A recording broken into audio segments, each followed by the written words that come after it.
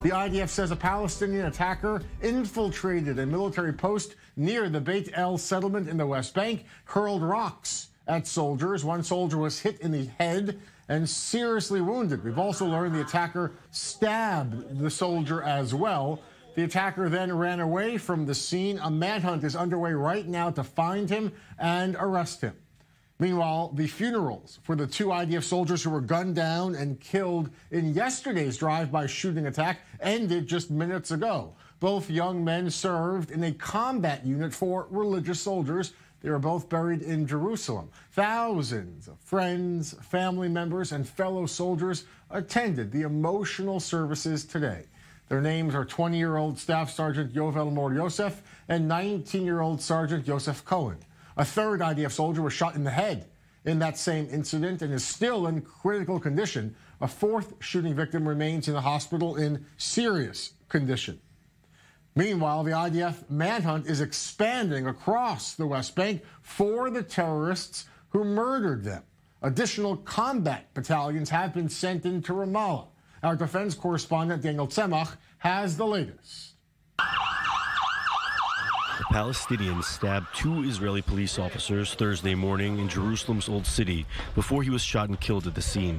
Hours later, the violence continued with a deadly shooting at the West Bank's Asaf Junction, leading to a massive manhunt after the Palestinian perpetrators. Overnight, Israeli security forces arrested 40 suspects wanted for their involvement in terror activities. 37 are known Hamas operatives.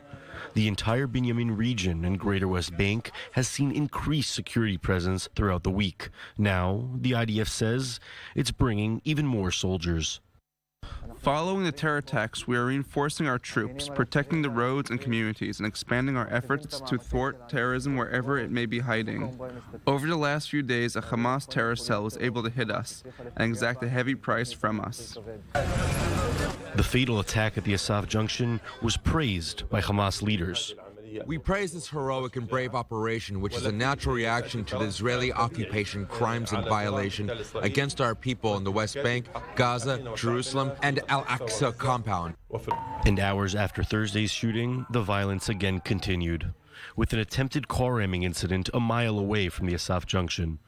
Soon after, tensions continued to boil as Palestinians clashed with IDF troops. Hundreds of Israeli settlers came out to protest against the deadly attacks. Some hurled rocks, even attempted to attack Palestinian drivers, leading to altercations between Israeli police and settlers, as police tried to escort Palestinian vehicles away from the mob. Israelis and Palestinians were arrested in these demonstrations.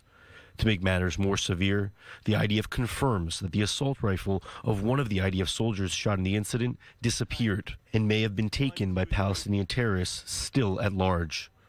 Now, the IDF is bracing for another day of violence, with Hamas calling for a day of rage. Daniel Tsemach, I-24 News. And Daniel's with me in studio alongside Dr. Rob Geist-Pinfold with the Institute for National Security Studies. Thank you both for being with us. Your thoughts on the IDF's approach now? I mean, they've sealed off still large parts of Ramallah, new checkpoints in place. How do they keep this tinderbox from exploding into another violent uprising while also needing to find this killer?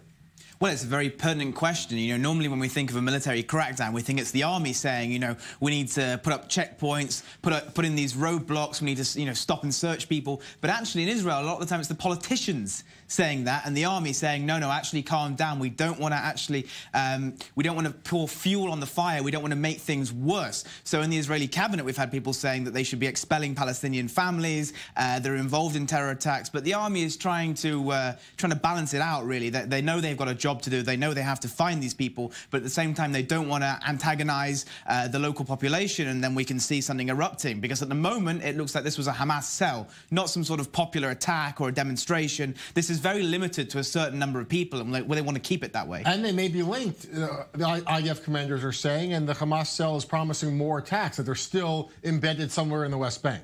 That's correct. Yeah, they're actually, the IDF are linking the attack in Beit Asaf, Givat Asaf, and in Ofra, saying that it's the same cell. And it looks very much like it was something orchestrated. You know, we're talking several members in a car, slowing down on the spot and opening fire, something that was probably planned in advance and scoped out. This was not some sort of spontaneous lone wolf attack.